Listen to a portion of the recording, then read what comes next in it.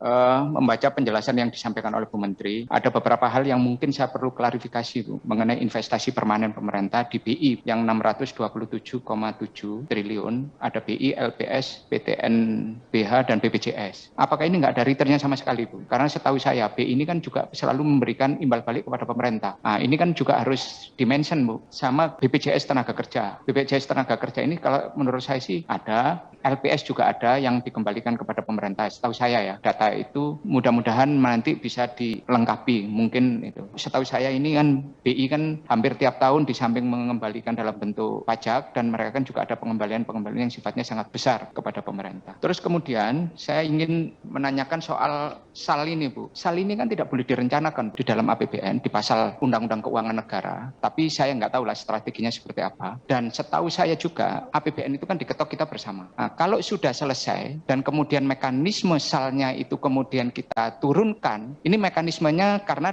dari penjelasan yang ada tadi di halaman 8 di paparan ini kan mekanisme ketika kita menyusun APBN, bukan mekanisme bagaimana kita menyalurkan SAL yang merupakan kewenangan penuh Bendahara Umum Negara. Saya belum tahu ini, Bu. Mekanisme bagaimana? Ketika kemudian PMN yang sudah ada, yang sudah disepakati itu kan PMN yang ada di APBN, dan kemudian PMN yang menurut saya di sini kaget juga, ada istilah cadangan PEN. Setahu saya PEN ini kan bagian dari di APBN, yang sudah merupakan bagian dari program yang ada di APBN, kemudian kita mention sebagai bagian dari program pemulihan ekonomi karena itu adalah prioritas untuk mengakselerasi dan kemudian melakukan pemulihan ekonomi yang mendapatkan dampak sangat serius karena pandemi. Kalau PEN ya PEN setahu saya. Saya perlu ingin mendapatkan penjelasan lebih dari sekedar hanya kemudian angka-angka itu. Kalau dia dikatakan sebagai cadangan PEN, berarti apakah kemudian silpa itu, sisa anggaran lebih itu ada dua, sisa dari PEN dan sisa dari APBN. Ya, ini yang pertanyaan saya berikutnya. Karena saya pernah mendapatkan penjelasan dari yang sekarang sudah pensiun, Bu Sumiati, bahwa Pak Misbakun, ketika saya ingat waktu kita membahas BUN, Bendahara Umum Negara, bahwa tidak dibolehkan kita merencanakan APBN itu mempunyai SAL. Karena Undang-Undang Keuangan Negaranya mengatakan begitu. Jadi kalau kemudian kita mengatakan bahwa nanti SAL-nya itu akan sebesar ini, berarti kan kita sejak awal sudah merencanakan bahwa akan ada sisa anggaran lebih untuk APBN kita. Kemudian berikutnya saya ingin menanyakan mekanisme keluarnya ini persetujuannya siapa, Bu? Apa penggunaan SAL ini kewenangan penuh Bendahara Umum Negara tanpa kemudian persetujuan dari siapapun? Apakah cukup dibuktikan bahwa itu terjadi dan kemudian di LKPP, laporan keuangan pemerintah dibuktikan dan kemudian diaudit oleh BPK dan disetujui? Apakah cukup dengan mekanisme itu? Penggunaan SAL ini oleh Bendahara Umum Negara tanpa persetujuan kita. Berarti kan ini baru bisa dikirimkan ke Hutama Karya setelah tutup buku tanggal 31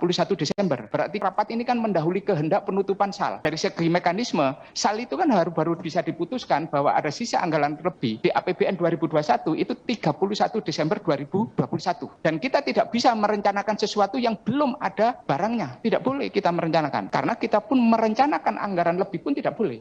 Berikutnya adalah saya butuh penjelasan lebih lanjut mengenai ketika pemerintah mengatakan bahwa total PMN kita itu sekitar 243 sepanjang periode 2010 sampai 2020. Kemudian ada laba sebesar untuk BUMN itu 2038,3 triliun. Sangat besar sekali. Laba sebesar itu berasal dari operasional dan kemudian apakah tidak ada menjadi misalnya pertama, tadi Ibu menyampaikan masih ada laba ditahan, return earning ini. Kalau dia menjadi return earning, apakah tidak ada return earning yang bergeser menjadi penambahan modal? Dengan modal sebesar ini, kalau punya laba sebesar 2038,3 triliun dan yang kemudian menjadi dividen hanya 420,1 triliun, berarti ada sekitar 1.600 triliun return earning yang menganggur. Kemana ini uangnya? Dan kenapa kemudian uang dengan kapasitas 1.600 triliun kalau kita gunakan dengan leverage 10 kali lipat itu ada 16.000 triliun. Kalau 5 kali lipat ya separuhnya. Ini kemana uang ini? Dan ini kan kita sebenarnya tidak perlu bicara soal SAL, tidak perlu bicara apa-apa. Kita cukup menggunakan dari laba yang ada saat ini. Itu ada di halaman 4. Nggak, tolong ditampilkan halaman 4. Nah, sebenarnya kita tidak perlu rapat ini untuk mengetahui itu. Nah, ada 1.600 triliun. Uang kemana ini? Apakah ini cuma pencatatan? Apakah ini fresh money, berarti kalau ini menjadi fresh money, ini kan uang tersimpan di bank BUMN, di sistem perbankan kita. Kemana ini uang? Nah, coba ini bandingkan. PMN, BUMN itu, dividennya 420, kemudian labanya 2038,3 triliun, dan ini kan berarti ada 1.600-an triliun, ya kan? 1.600 triliun uang ini, dan itu tidak menjadi return earning, dan tidak bergeser uang itu. Kalau return earning, dia akan menambah modalnya pemerintah dalam struktur kepemilikan pemerintah, tapi ini kan uang ini. Nah, ini kan dalam periode 2010 sampai 2020.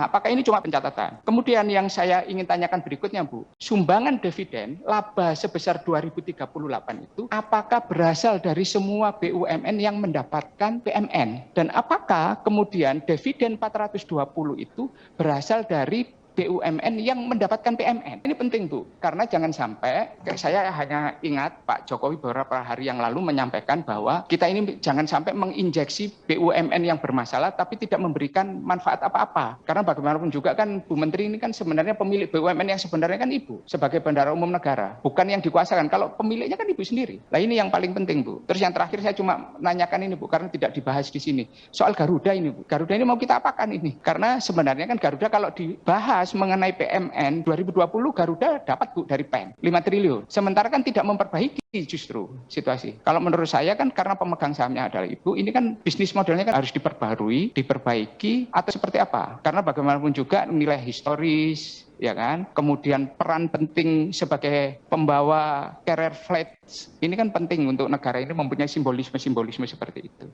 Itu saja Pak Ketua yang bisa saya sampaikan. Terima kasih. Assalamualaikum warahmatullahi wabarakatuh.